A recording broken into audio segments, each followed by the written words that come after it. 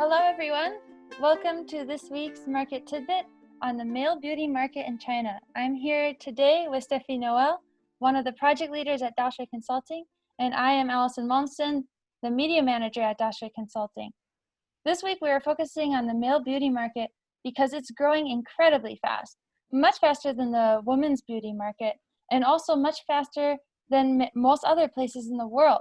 China's male beauty market is growing at an annual rate of 13.5%, which is over double the global average of 5.8%. So Steffi, what are some of the statistics that we see in the booming male beauty market when it comes to social media? I know that there's a lot of KOLs that are involved in men's beauty, and there's been a lot of male KOLs recently too. Hello, Alison. Hello, everyone.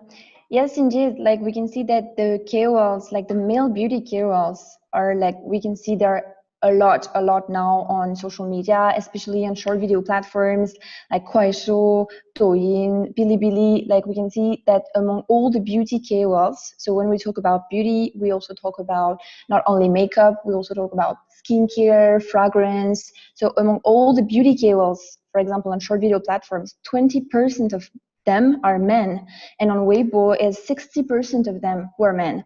So it's a lot, and compared to last year, it's like 2 times more than last year, and they're talking much more about different kind of topic, including like a lot of makeup. And in the makeup topic they're talking about, it's really different kind of product. We can see it later, but it's really diversified content now. Yes, and so it seems that the men's beauty market, when it comes to the content that we see online, a lot of the content is really focused on like personal care and skincare versus makeup is quite low.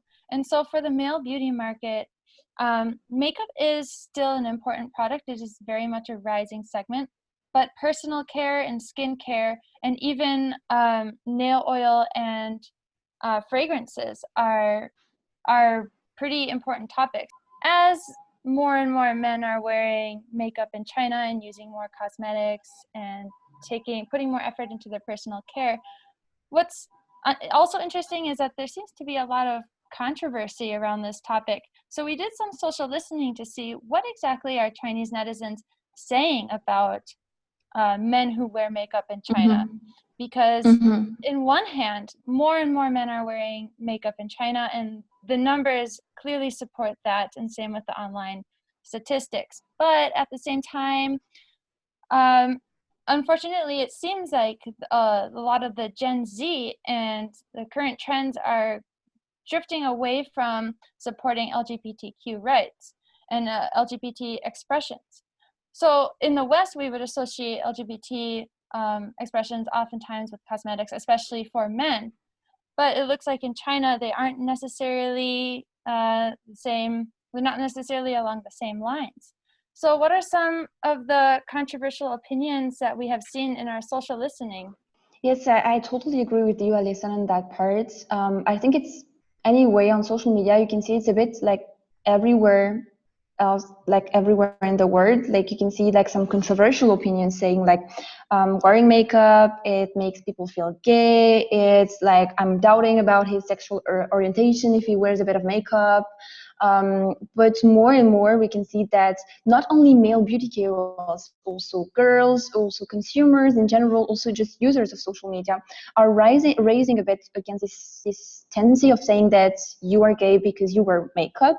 They're just like saying, why can't you wear a bit of makeup or a lot of makeup if you're a guy? So now on social media, there are more and more hashtags rising like in favor of LGBTQ rights. For example, they're in Chinese, but if we translate it into English, it's like, who said men can't wear makeup? Or stronger hashtags like gender equality. And this is really symptomatic of the positive opinions toward LGBTQ rights. Yeah, and what I think is really interesting is to see the hashtag of gender equality, 男女平等, come up for this type of topic, because oftentimes when we talk about gender equality, it's more about finding rights for women and women's rights. But I think this is more about men's rights. So I think that's a very interesting turn on things. When it comes to some of the key characteristics of male beauty consumers, um, first is the demographics. They're quite young and they live in tier 1 and tier 2 cities. The age distribution is heavily weighted towards like 20 to 30-year-olds. And part of this is because a lot of these young men, they develop their beauty habits while in college, and then now they have been keeping them. So this is going to be an interesting trend, and these consumers will definitely age up, and it is likely that they will continue to use, basic skincare as they age up. But this is definitely something that's more accepted among young men. It seems that a lot of men, when it comes to makeup preferences, men tend to prefer lighter makeup that's less obvious. What else have you noticed, Steffi? Yeah, I think what is super interesting, it's so they prefer like light makeup if we talk about makeup, but I think the big trend of like the blending between skincare and makeup in China, not only for men, also for women, is really interesting. It's like consumers are looking for more benefits for their skin, for more benefits. It's also the case for hair care, for example, skincare, body care. People are looking for more direct benefits to help their skin be better, to help oily skin to be a bit more dry, and this kind of things. And also in the Chinese men beauty market, we can see it because the types of makeup they prefer is like the BB cream, and the benefits they are looking into makeup is, for example, the fact that is protects them from UV, so also that it's sweat proof, so that it does not do harm to their skin. So this is also a very interesting trend. And otherwise, in terms of makeup products, mascara, which was a bit surprising for me at the very beginning, lipstick, which are more to be clear, like natural colors, like nudes, like the color of your normal lips, and also eyebrow pencils. And for me, this trend to have like clear eyebrows also comes a bit from Korea, and from having this look that looks natural. So we are still talking about light makeup, but still very elaborated. Yeah, it's definitely evident that Chinese men are wearing more light makeup, and it's less about having an exaggerated, colorful look, but more about just covering flaws and looking your best for an interview and looking your best for, say, a date. Um, and it's very interesting that one thing that's very is a necessity among men is being waterproof. And one reason is because, well, a lot of men tend to sweat a bit more than women, and they spend more time outside in the sun, possibly doing more outdoor work.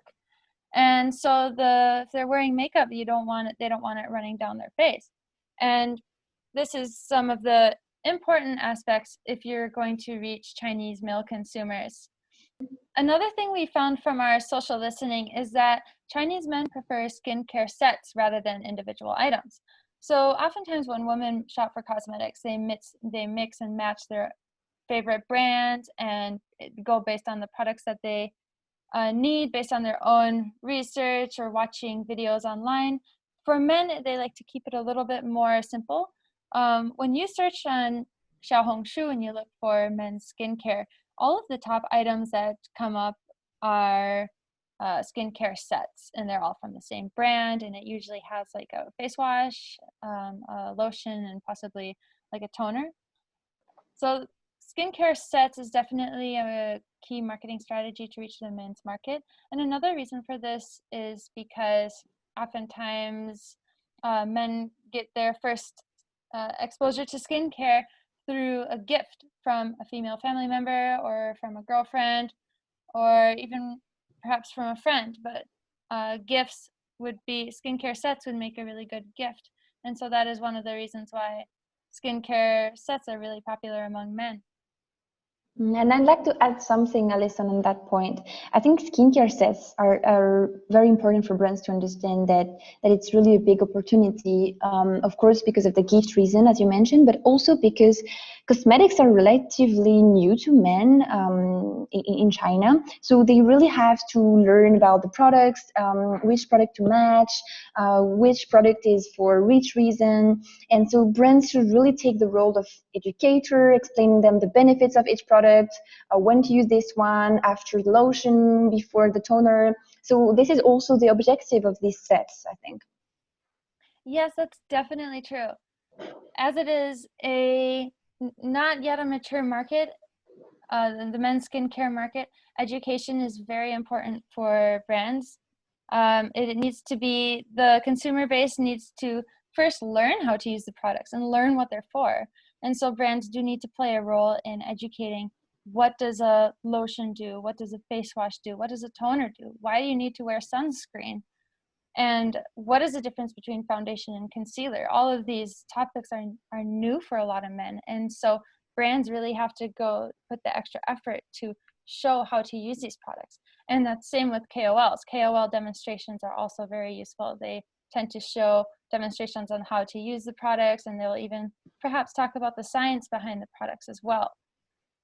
So when we talk about how brands actually reach Chinese male beauty consumers, we see some of the trends is that there is co-branding, which is oftentimes used to partner with, say, esports games to reach gaming consumers, or with sports to reach athletes. Then there's also KOL marketing, e-commerce, direct sales, and sponsorships.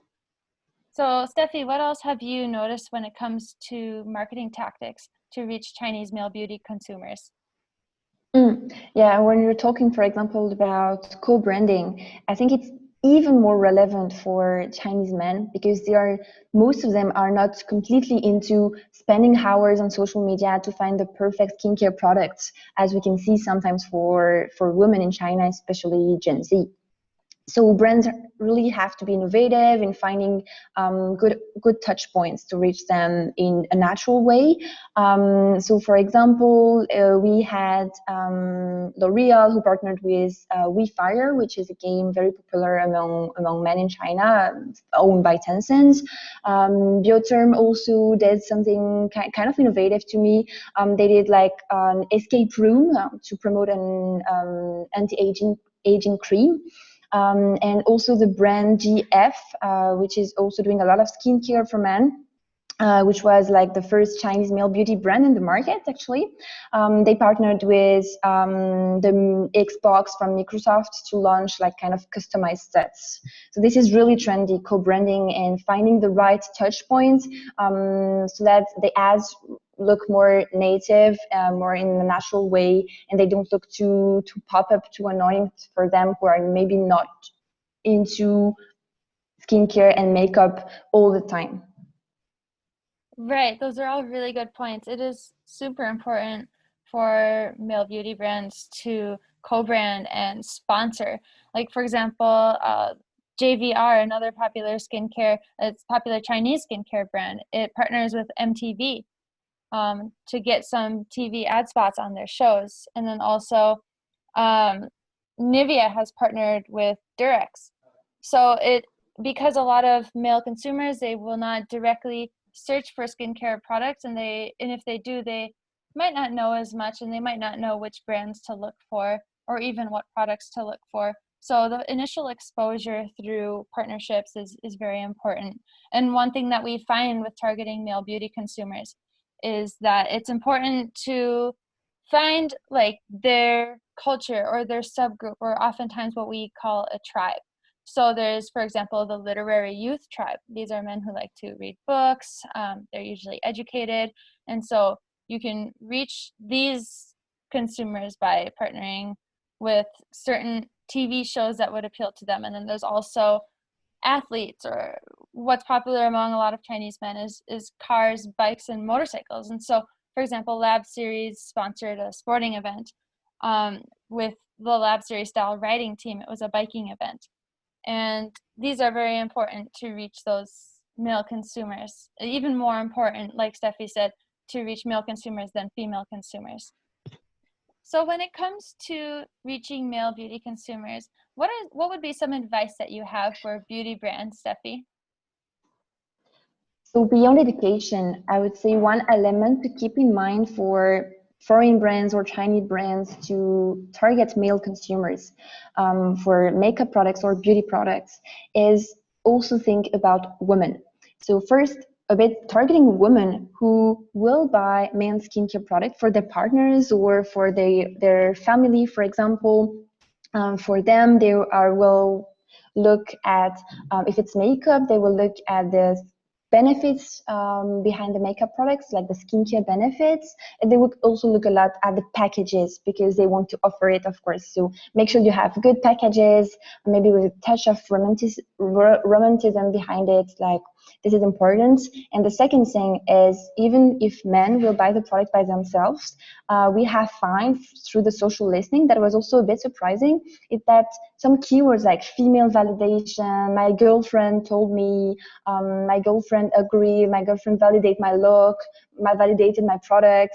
It's really important for some of the male consumers in China to have the validation from their girlfriend or even from their friends who are women.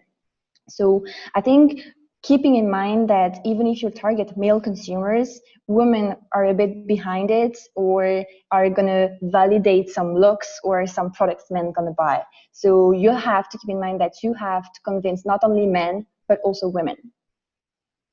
Yes, that's true. And also from the same social listening, we saw that performance and confidence were also some keywords, and which is definitely different from female beauty consumers. What else I think is really surprising and possibly the most different from female beauty consumers is emphasis on the topic of convenience.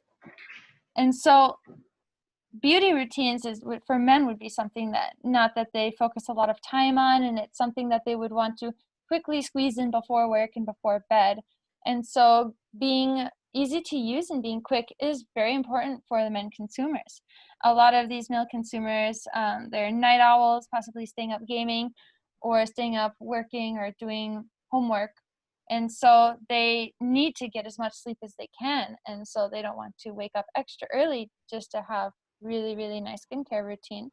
They'd rather have a really nice skincare routine in less than 5 minutes. So that's it for today. I hope you've learned a lot about China's rising male beauty market. I know I sure did.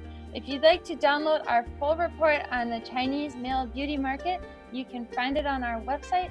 You can also find it on our SlideShare, and we have also shared it on our LinkedIn. So that's DaxueConsulting.com and Daxue Consulting's LinkedIn, or you can go into SlideShare and type in Daxue Consulting. Thank you so much, Steffi, for participating in this podcast today. Thank you, everyone. Thank you, Alison. Thank you, everyone, for tuning in.